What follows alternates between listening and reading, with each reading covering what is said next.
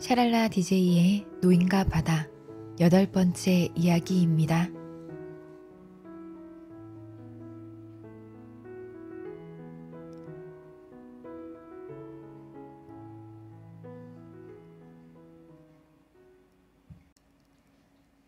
상어는 우연히 나타난 것이 아니었다. 상어는 검붉은 피구름이 1500m가 넘는 깊은 바닷물 속으로 가라앉아 옆으로 번지기 시작하자 그 피냄새를 맡고 올라왔던 것이었다. 상어는 무서운 속도로 아무런 경계심 없이 올라왔기 때문에 해수면을 박차고 올라와 해가 비치는 허공까지 치솟아 올랐다. 그러고는 다시 바닷물 속으로 떨어졌지만 피냄새를 맡고 배와 물고기가 지나간 길을 따라 헤엄쳐 온 것이다. 상어는 간혹 피냄새를 놓치기도 했다. 하지만 곧 냄새를 다시 찾아내거나 최소한 그 흔적이라도 찾아내 빠르고 힘차게 뒤쫓아왔다.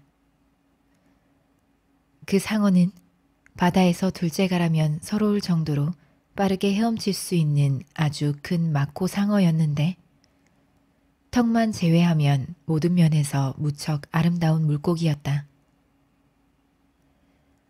상어의 등은 황새치의 등처럼 푸른색이었고 배 부분은 은색이었으며 껍질도 매끈하고 멋있었다. 이 상어는 큼직한 주둥이만 빼면 황새치와 생긴 모습이 거의 비슷했다. 바로 그 상어가 수면 아래에서 주둥이를 꽉 다물고 높은 등 지느러미를 조금도 흔들림 없이 꼿꼿이 세운 채 칼로 물을 가르듯 빠른 속도로 헤엄쳐 오고 있었다. 턱 부분에 꼭 담은 두 입술 안으로 8줄이나 되는 이빨이 안으로 굽어 있었다. 대부분의 상어처럼 피라미드식으로 굽은 그런 평범한 이빨이 아니었다. 이 이빨은 사람이 손가락을 매 발톱처럼 오므렸을 때와 같은 모양을 하고 있었다. 길이가 노인의 손가락만큼이나 길고 양면이 면도칼같이 날카로웠다. 그야말로 바닷속의 어떤 물고기라도 잡아먹을 수 있는 신체 조건을 갖추고 태어난 이 상어는 워낙 빠르고 힘이 세고 단단하게 무장되어 있어서 당해낼 천적이 없었다. 피냄새가 더 진해지자 상어는 푸른색 등 지느러미로 물살을 가르며 더욱 속력을 내 쫓아왔다. 상어가 쫓아오는 것을 보고 노인은 이놈은 겁이라고는 전혀 없고 제가 하고 싶은 것은 틀림없이 해내고야 마는 상어라는 것을 알았다. 노인은 상어가 다가오는 것을 지켜보면서 작사를 준비해 밧줄을 단단히 묶었다. 그런데 물고기를 묶느라 좀 잘라서 밧줄이 짧았다.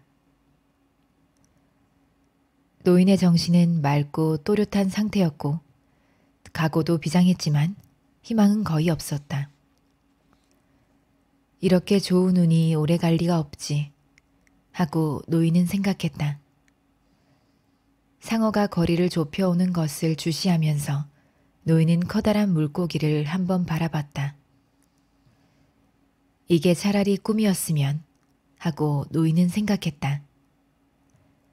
저 녀석이 덤벼드는 걸 막을 순 없지만 내가 저놈을 잡을 수는 있을지 몰라. 덴투소, 이 망할 놈의 자식. 상어는 빠른 속도로 배 후미에 바짝 따라붙었다. 상어가 물고기에게 덤비는 순간 노인은 상어의 주둥이가 벌어지고 눈빛이 이상해지더니 이빨이 따가닥 소리를 내며 꼬리 바로 위에 있는 살점을 향해 내리꽂히는 것을 보았다. 상어 대가리는 이미 물 밖으로 나와 있었고 등은 물 밖으로 막 나오고 있는 참이었다. 물고기의 살점이 상어에 의해 우지직하며 물어뜯기는 소리가 들리는 순간 노인은 상어 대가리를 향해 작살을 날렸다. 작살은 상어 코에서 똑바로 위로 뻗어 있는 선과 두 눈 사이가 교차하는 지점에 날아가 꽂혔다. 물론 선이 실제로 있는 건 아니었다. 실제로 있는 것은 묵직하고 날카로운 푸른색 대가리와 큰 눈과 뭐든 집어삼켜 버릴 듯이 따가닥거리면서 마구 휘저어대는 턱뿐이었다. 그 상상의 선이 교차하는 부분은 바로 골이 있는 부분이었고 노인은 그곳을 향해 내리찍었던 것이었다. 노인은 피범벅이 된 손으로 있는 힘을 다해 작사를 그 표적에 쑤서 넣었다. 희망까지는 걸어볼 수 없어도 결이 많은 비장했고 저기는 무뎌지지 않았다. 상어가 빙그레를 뒤집혔다. 노인은 상어의 눈이 살아있는 눈이 아니라는 것을 알았다. 상어가 한 번 더 빙그르르 뒤집히면서 상어의 몸이 밧줄로 2번 감기었다. 노인은 상어가 죽었다는 걸 알았지만 상어는 자기가 죽은 목숨이라는 것을 인정하려 들지 않았다. 상어는 뒤집힌 상태에서 꼬리를 퍼덕이고 턱을 덜거덕거리며 마치 쾌속정처럼 물을 헤치며 앞으로 나아갔다.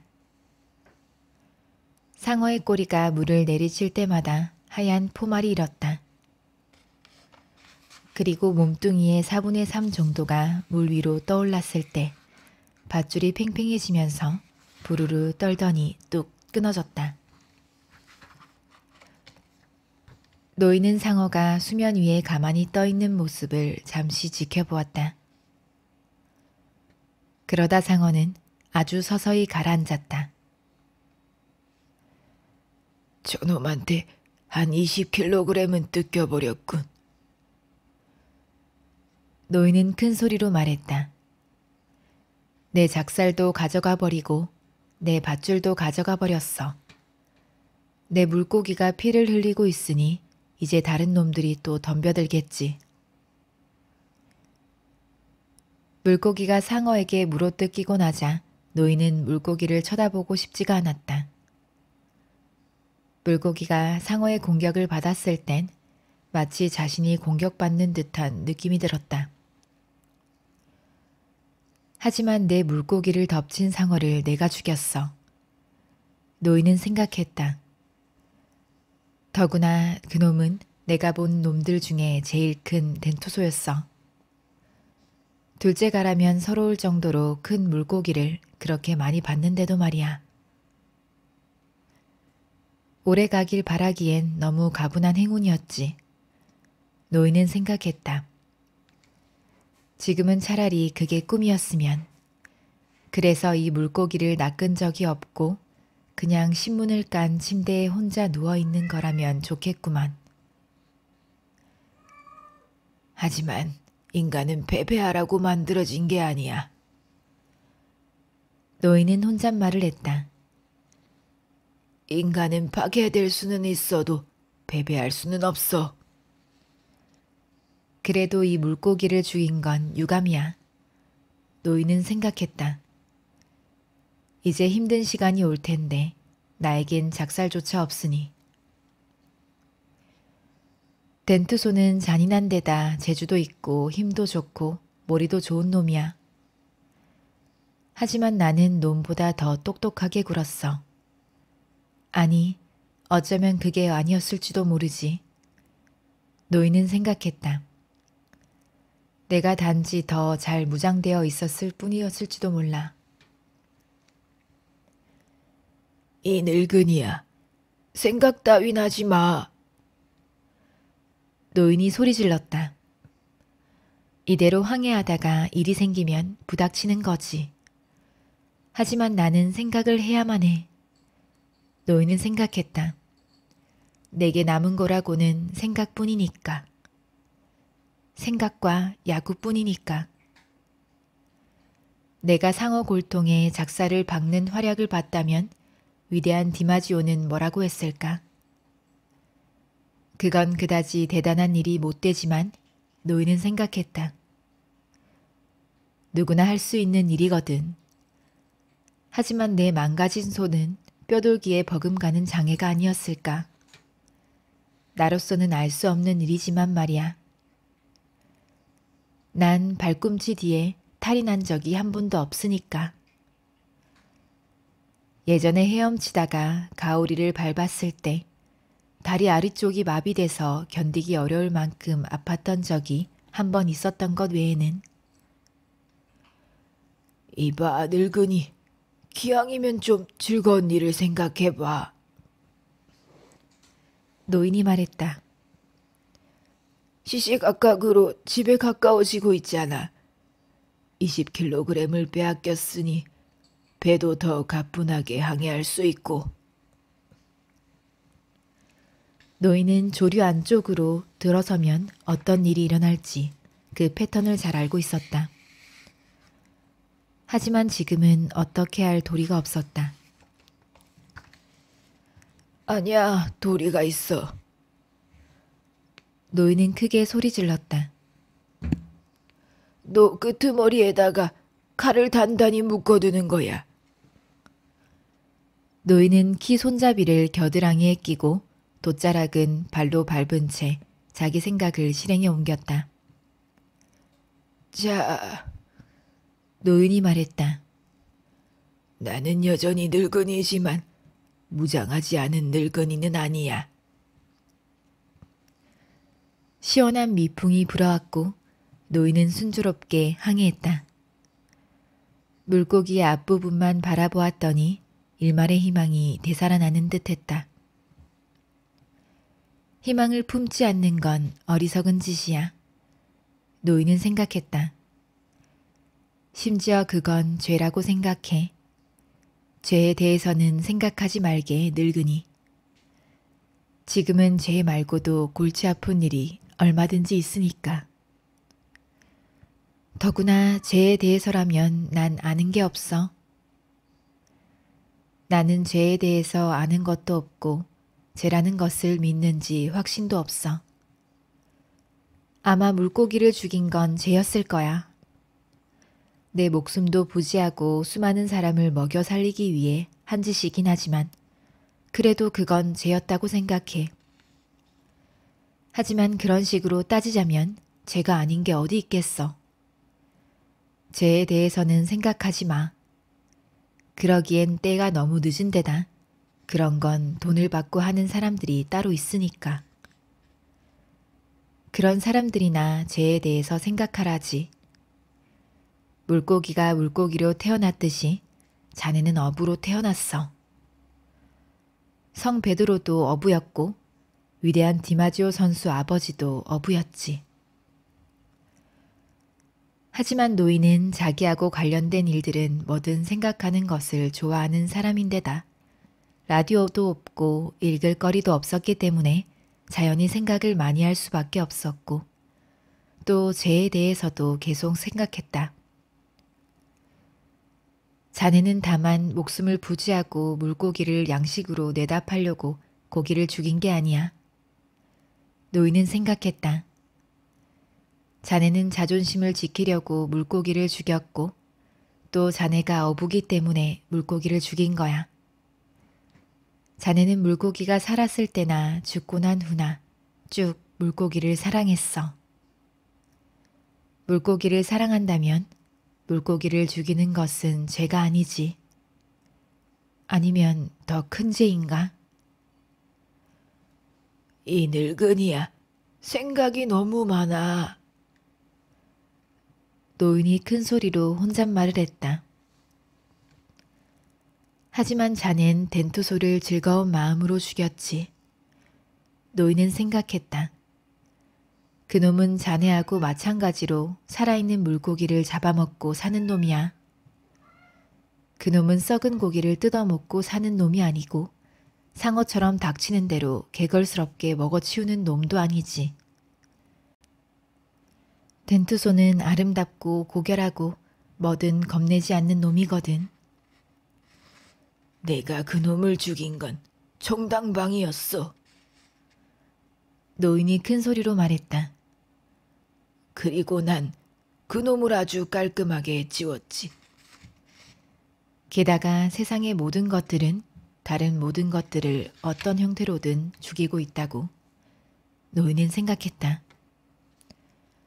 고기잡이는 나를 먹여 살리는 동시에 나를 죽이고 있어. 그 아이도 나를 살아있게 하는 존재지. 나는 나 자신을 너무 기만해서는 안 돼.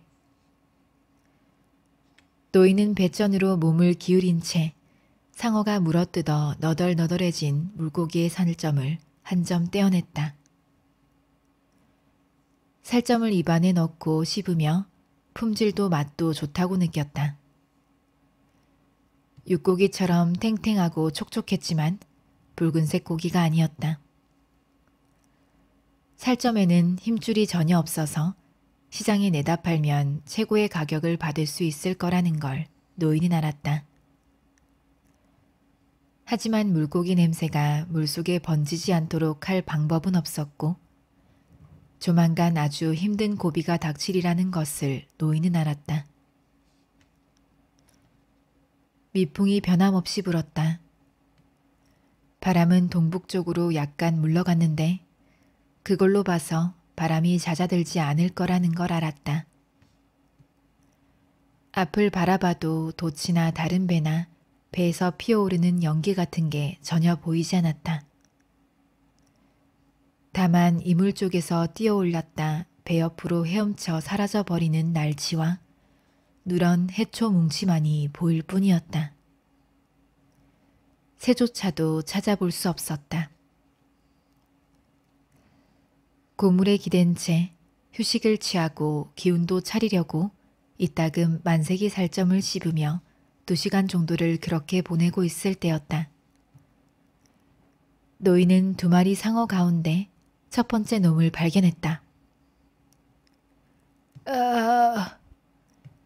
노인이 소리 질렀다.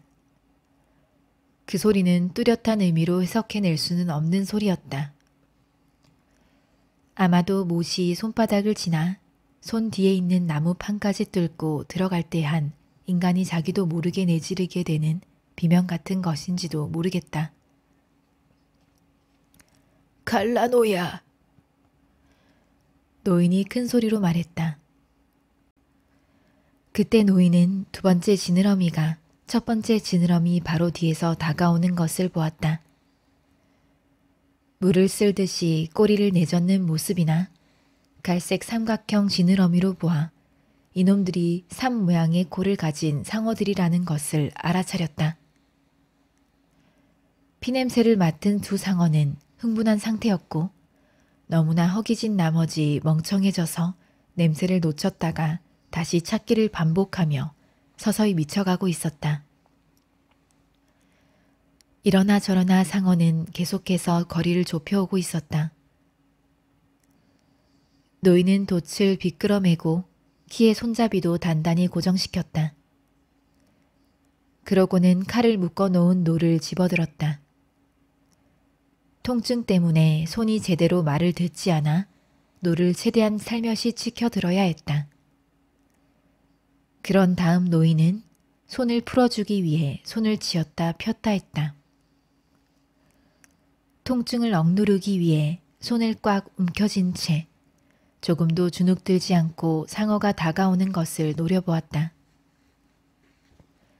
상어의 넓적하고 평평하고 삽처럼 뾰족한 대가리와 끝부분이 허연 넓적한 가슴 지느러미가 보였다. 이놈들은 혐오스럽고 악취가 나며 산 고기, 죽은 고기 가리지 않고 잡아먹는 살인상어였다. 배가 고프면 배의 키나 노도 물어뜯었다.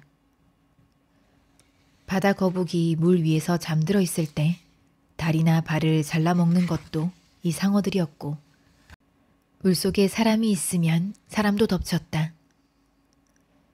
피냄새나 생선 비린내가 나지 않아도 배가 고프면 덤벼드는 놈들이었다. 에라, 이 갈라노들아! 노인이 소리 질렀다. 덤벼봐라, 이 갈로너들아! 상어들이 가까이 다가왔다. 그런데 접근하는 투가 맞고 상어들과는 달랐다. 한 놈이 몸을 돌려 배 밑으로 자취를 감추는가 싶더니 물고기에게 덤벼들어 살점을 물어뜯느라 배가 흔들리는 것이 느껴졌다. 다른 한 놈은 옆으로 쫙 찢어진 노란 눈으로 노인을 감시하다가 반원형 턱을 쩍 벌린 채 이미 물어뜯긴 부위로 덤벼들었다. 상어의 갈색 대가리 꼭대기와 척추가 골이 만나는 부분이 뚜렷하게 보였다. 노인은 그 두 선이 만나는 지점에 칼을 푹 찔러 넣었다가 빼서는 다시 고양이 같은 상어의 누런 눈 아래 내리꽂았다. 상어는 물고기를 놓아주며 떨어져 나갔고 이미 물어뜯은 살점을 끝까지 삼키더니 숨이 끊어졌다. 다른 상어가 물고기를 뜯어먹고 있었기 때문에 배는 여전히 흔들렸다. 돛을 풀어주자 배가 측면으로 돌면서 상어가 모습을 드러냈다.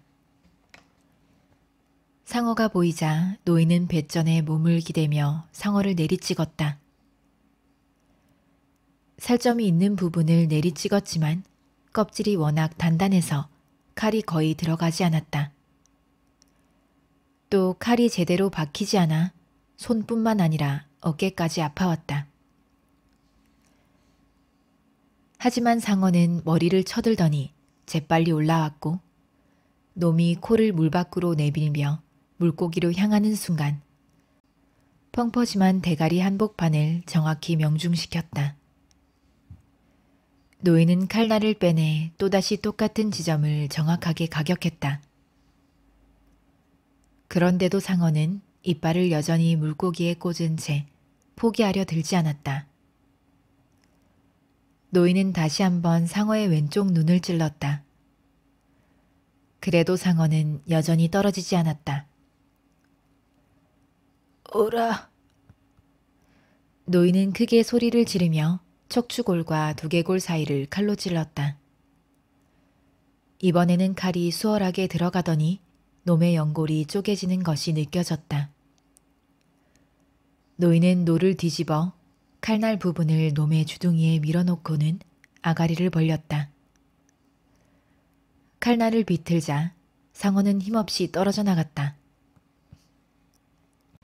잘 가라 이놈의 갈라노야. 한 1-2km 그렇게 미끄러져 가라앉아 버려라. 가서 네 친구놈도 만나고 내 미도 만나거라. 노인은 칼날을 닫고 노를 제자리에 내려놓았다. 그리고 밧줄로 돛을 동념해 바람을 가득 채운 뒤 배를 원래 항로로 돌려놓았다. 저놈들한테 물고기의 4분의 1은 좋게 뜯겼군. 그것도 제일 맛있는 부분을 말이야. 노인이 큰 소리로 혼잣말을 했다. 이게 그냥 꿈이었으면 애동초 저 물고기를 낚지 않았더라면 좋았을걸. 물고기야 미안하구나. 괜히 너를 낚아서 만사가 틀어지고 말았어.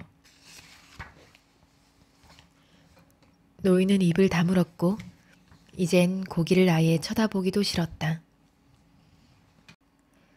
피가 다 빠지고 해수에 씻긴 물고기는 거울 뒷면 같은 은빛 색깔을 띠고 있었지만 줄뿐이는 아직 알아볼 수 있었다. 물고기야, 내가 그렇게 멀리까지 나가지 말았어야 했어. 노인이 말했다. 너를 위해서나 나를 위해서나 그러지 말았어야 했어. 미안하다 물고기야. 그런 다음 노인은 자신에게 혼잣말을 했다. 이젠 칼을 잡아맨 부분을 살펴보고 어디 끊어진 데가 없는지 살펴봐야지. 놈들이 더 몰려올 테니 그때 손도 제대로 쓸 수 있게 준비해둬야 하고. 칼을 갈 숫돌이 있으면 좋으련만. 노인은 노 끄트머리에 잡아맨 매듭을 살펴본 뒤 이렇게 혼잣말을 했다. 숫돌을 챙겼어야 하는 건데. 노인은 챙겨왔어야 할 이런저런 것들에 대해 생각했다. 그런데 자넨 그런 걸 하나도 챙겨오지 않았어, 늙은이야. 지금 수중에 없는 걸 생각할 때가 아니야. 지금 있는 걸 가지고 뭘 어떻게 할지를 생각해야지. 그럴듯한 충고도 잘도 하는군. 노인은 큰 소리로 혼잣말을 했다. 이젠 충고라면 신물이나. 배는 앞으로 계속해서 나아갔고 노인은 키를 겨드랑이에 낀 채 두 손 모두 바닷물에 담갔다. 마지막 상어놈이 고기를 얼마나 뜯어먹었는지 내가 무슨 수로 알 수 있겠어. 노인이 말했다. 그래도 덕분에 배는 훨씬 가벼워졌군. 노인은 물어뜯겨서 너덜너덜해졌을 물고기의 아랫배에 대해서 생각하고 싶지 않았다. 노인은 상어가 한번 부딪힐 때마다 물고기의 살점이 뜯겨 나갔음을, 그리고 상어가 쫓아오기 좋도록 물고기가 바다 위에 고속도로만큼이나 널찍한 흔적을 남겼음을 알고 있었다. 이 물고기 한 마리 정도면 한 사람이 겨울을 날 수도 있으련만 하고 노인은 생각했다. 그런 생각은 하지 말게나. 오로지 휴식을 취하면서 손이 제대로 움직일 수 있게 해서 지금 남아있는 살점이라도 지킬 생각을 해야지. 물속에 퍼지고 있는 피냄새에 비하면 내 손에서 나는 피냄새는 아무것도 아니야. 더구나 문제될 만한 부분에 상처가 난 것도 아니고 피가 나서 오히려 왼손에 쥐가 나지 않을 거야. 이제 뭐 더 생각할 만한 게 또 없을까? 노인은 생각했다. 아무것도 없어. 아무 생각하지 말고 다음에 나타날 놈들이나 기다리자고. 이게 정말 꿈이었으면 좋겠군. 하고 노인은 생각했다. 하지만 누가 알아? 결국 모든 게 잘된 일로 결말이 날지. 그 다음에 나타난 것은 코가 삽같이 생긴 상어였다. 만약 사람 머리가 쑥 들어갈 만큼 입이 옆으로 길게 찢어진 돼지가 있다면 이 상어야말로 그렇게 생긴 돼지가 죽통을 향해 덤벼드는 것처럼 물고기를 향해 달려들었다. 노인은 상어가 물고기를 공격하게 놔두었다가 노의 묶은 칼로 놈의 골에 내리꽂았다. 하지만 상어가 뒤집어지면서 몸을 뒤로 획 젖히는 바람에 칼날이 뚝 부러지고 말았다. 노인은 자리를 잡고 앉아 다시 키를 잡았다. 다 큰 상어가 처음에는 원래 제 크기였다가 점점 작아지며 조그만 형체로 서서히 물속으로 가라앉았지만 노인은 쳐다보지 않았다. 평소 노인은 고기가 가라앉은 모습에 매료돼 멍하니 바라보곤 했지만 지금은 그 광경을 거들떠 보지도 않았다. 아직 갈고리 때가 있어. 노인이 말했다. 하지만 그건 아무짝에도 쓸모없을 거야. 그래도 노가 아직 2개나 있고 기 손잡이와 짤막한 몽둥이도 있어.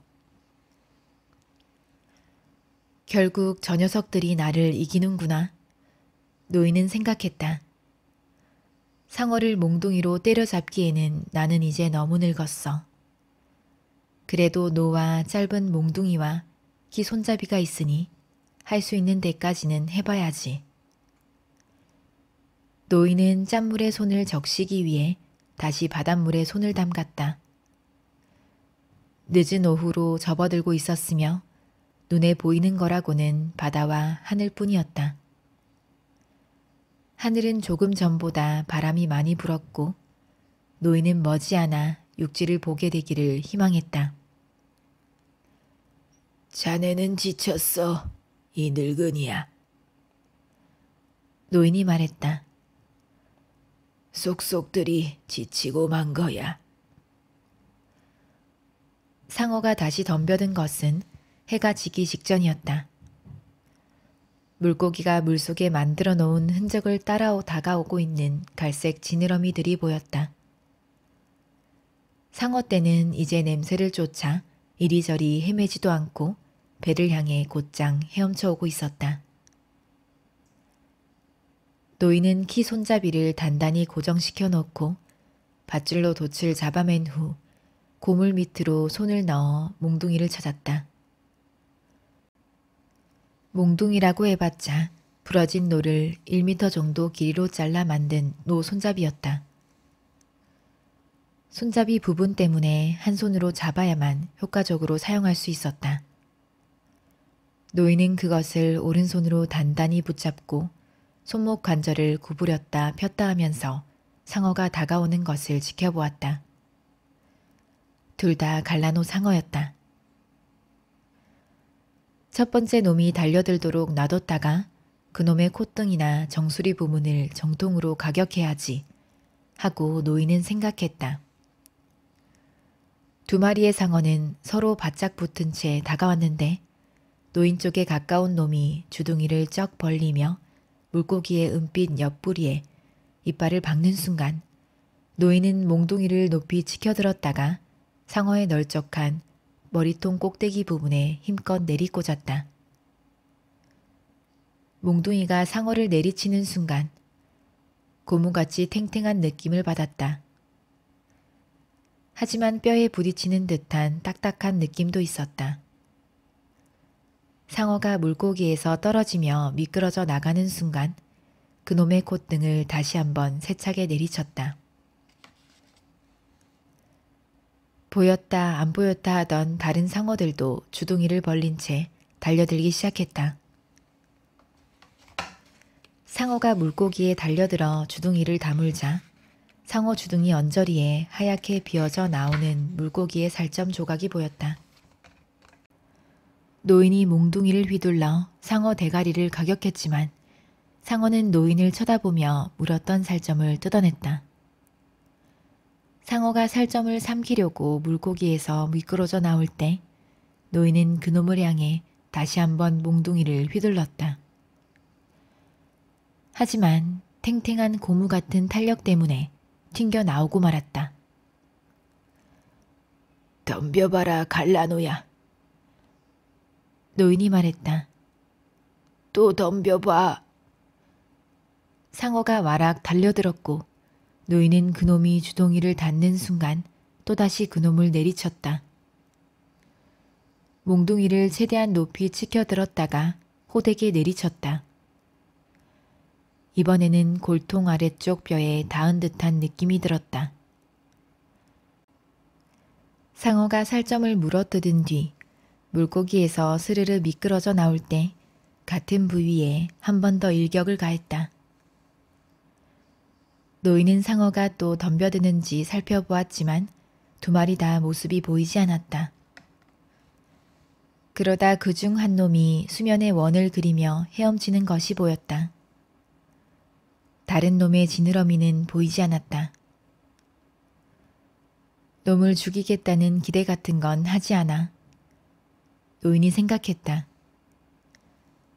한창 때라면 죽일 수도 있었겠지만 하지만 두 놈 다 두 중상을 입었으니 맥을 못 출 거야. 두 손으로 잡고 몽둥이를 휘둘렀다면 첫 번째 놈은 확실히 죽일 수도 있었을 텐데 지금이라도 말이야. 하고 노인은 생각했다. 물고기는 쳐다보고 싶지 않았다. 절반은 뜯겨 나갔을 거라는 걸 노인은 알았다. 노인이 상어와 싸움을 벌이는 사이 해가 졌다. 곧 어두워질 거야. 노인이 말했다. 그러면 아바나의 불빛이 보이겠지. 내가 너무 동쪽으로 나와 있는 거라면 낯선 해안의 불빛이라도 보일 테고. 너무 멀리 떨어져 있진 않을 거야. 노인은 생각했다. 사람들이 나 때문에 너무 걱정하지 않았으면 좋으련만. 내 걱정을 할 사람이야 그 아이뿐이긴 하겠지만 말이야. 하지만 그 아이는 내가 무사할 거라고 확신하고 있을 거야. 나이든 어부들 가운데도 걱정하는 사람이 몇 명 있겠지. 다른 사람들도 많이 걱정할 테고. 난 참 좋은 동네에 살고 있어.